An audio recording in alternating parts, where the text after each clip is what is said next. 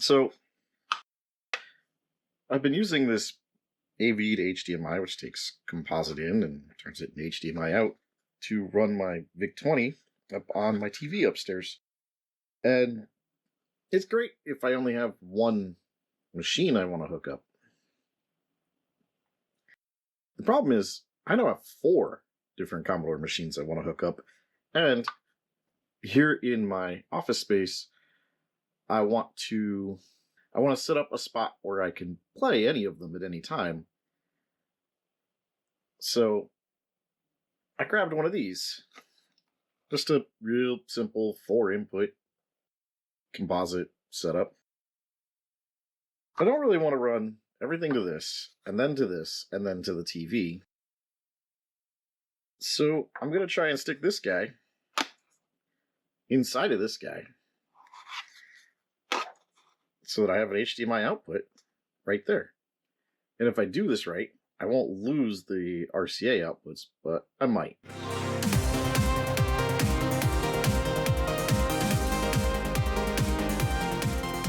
So the first thing we want to do is open this up and take a look inside. As we can see, we have our 4-button manual selector switch and one board that's resting on and a ribbon cable heading down to the back I/O board.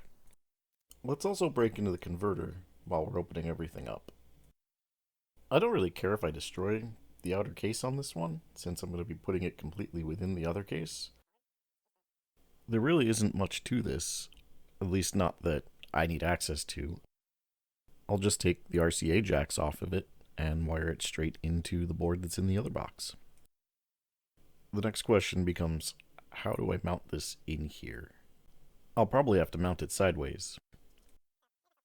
I did some quick testing to get the layout of how the pins are set up on this board, and from here I'm going to start taking them off.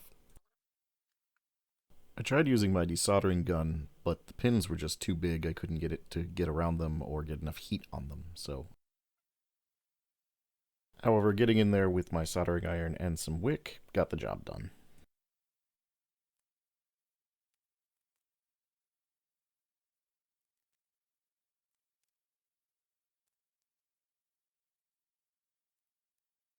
That plus a little brute force, and now I have some pads to solder to. Removing these screws will give us access to the board and allow us to remove it from the case. A quick continuity check to make sure I connect the right ground and data lines.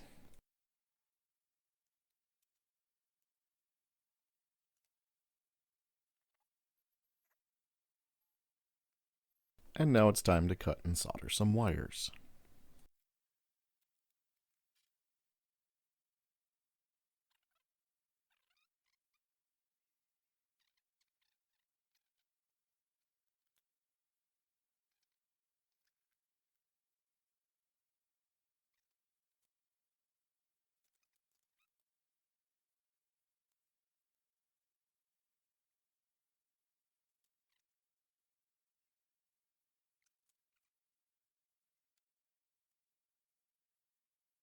I'm not sure why I had so much trouble getting this first one going,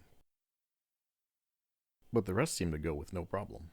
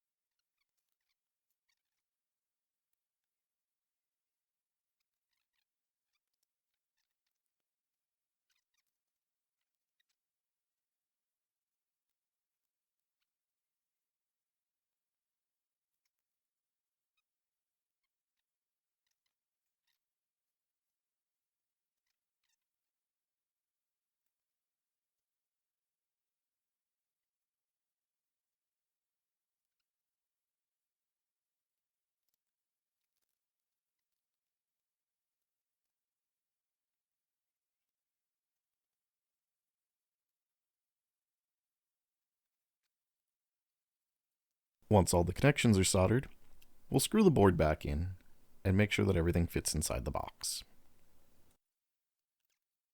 Off camera, I've gone out to my shop, marked and drilled the holes for the HDMI and the USB power, and then sanded it so that I have no sharp edges. I will have to go back later and repaint this. With the HDMI port fit and in place, and the power cable run, I can now mark where I want to put the standoffs to hold it from the top. Again, out in my shop, I drilled the holes and sanded it down to make sure there's no rough edges, and then it's just a matter of mounting the board with the standoffs. Then it's just a matter of routing the USB power cable and closing up the box.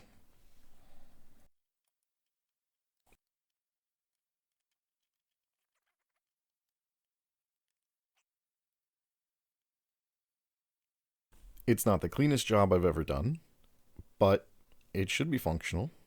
I did lock it into 720p mode because that switch is now trapped internally within the box.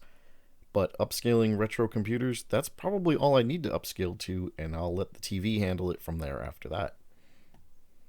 Maybe in the future, when I have access to a 3D printed case, I'll be able to make a much better top piece for this, including having the standoffs built in so you don't have to see the screws on the top from the outside. That might be a nice upgrade down the line. But for now, let's just see if it works before I decide whether or not I'm going to paint this up or let it be a little battle damaged.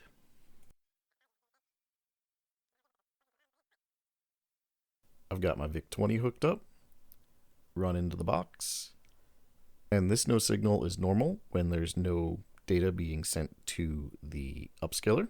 So if I press the button, CBM Basic, it works.